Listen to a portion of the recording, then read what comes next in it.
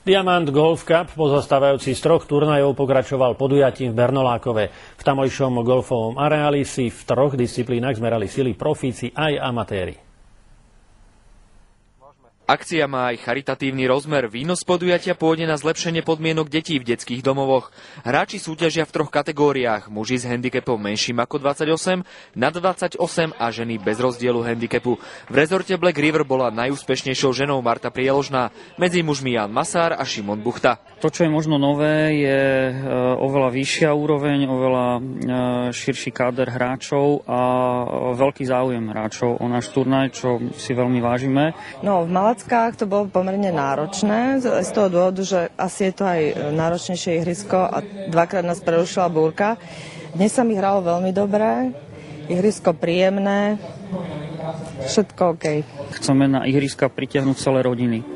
Rodiny s deťmi, je tu bohatý program pre mamičky, bohatý program pre deti, máme školu golfu, takže v zásade všetci naši hráči, ktorí prídu a nehráči, si môžu siahnuť na golf, vidieť, že nie je to niečo demonizované, niečo pre horných 1000 ľudí. Túra pozostáva z 3 samostatných podujatí. Prvé bolo koncom júla v Malackách, pričom hráčom sa zarátávajú 2 najlepšie výsledky.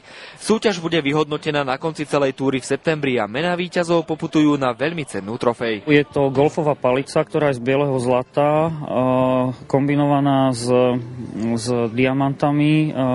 Tá cena je skutočne vysoká.